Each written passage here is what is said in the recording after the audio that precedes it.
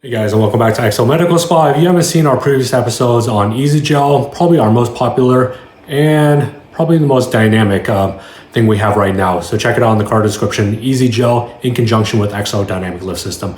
But today I want to get into a little more nerdy stuff today. So I'm going to talk about Botox specifically in this glabella region. And I'm going to reference a 2021 article on why they say this specific injection method is the better method for injecting this area. So it's going to be more tailored towards my injectors and my providers, but I think as a patient, you'll get an understanding of what goes through our head and how we're constantly trying to evolve and give you a better treatment when we come back.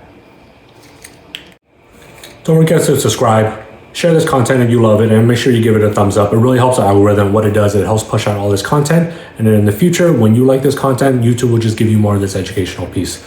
But today what I want to talk about is Botox. And when I say Botox, Dysport, Xeomin, Jeuveau, all the other varieties of it. And I want to talk about specifically in this area. It's probably one of the most common places that we do Botox, but it's also misunderstood. And then also on how we treat it as well. As a provider, I'm always trying to fine tune myself, always trying to educate myself and trying to do the best treatment I can based on education, based on research articles, and then even YouTubes like this. And what I saw when I came across was a 2020 article. And what they talked about was how to do injection points in the glabella. In the glabella, you have three main muscles that cause the 11s, the 111s, the ones, the frown, whatever the case is. But you have the two corrugator muscles, which I'll pull up a picture in this corner right here. And you have the ptosis muscle. And the ptosis pushes down, the corrugators squeeze together.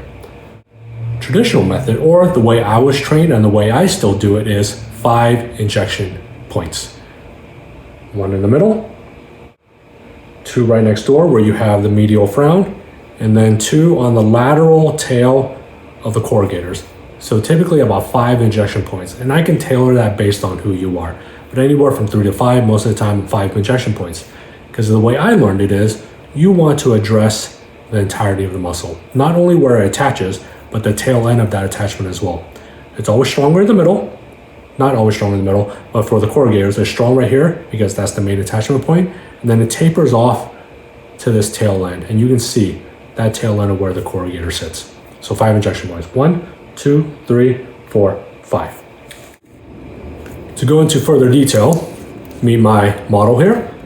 What you'll see here is, right in the middle, you have the ptosis, and that ptosis pushes down. But let's look at that corrugator.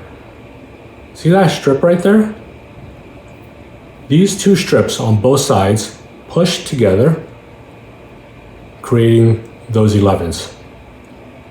The meat of that corrugator sits right on the bone, right in the middle here.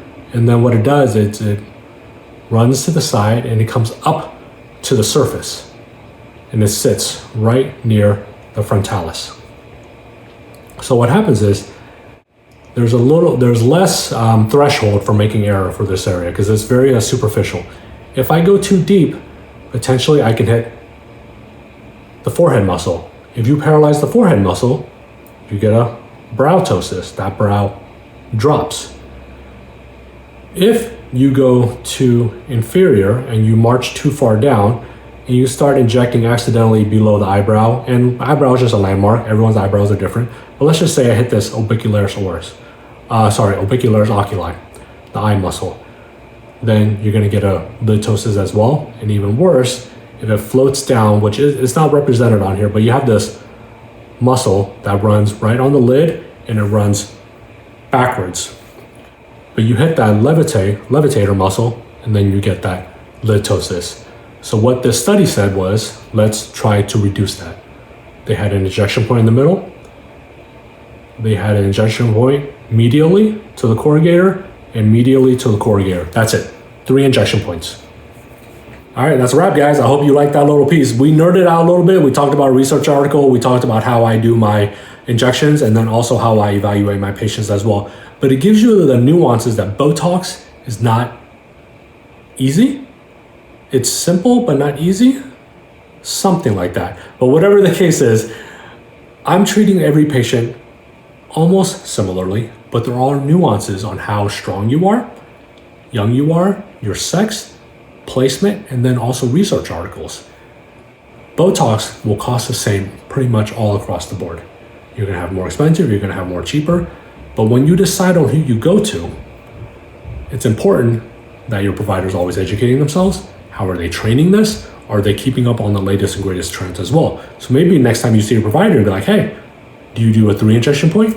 Do you do a 5 injection point? Do you do 7 injection point for the frown? And why do you go about doing this? Hey, I heard from this 2021 article that they had just as good of results with only a 3 injection point, but they limited the side effects. You're gonna blow your provider's mind if you pull up this article. You may make them a little mad too that, where'd you come up with this?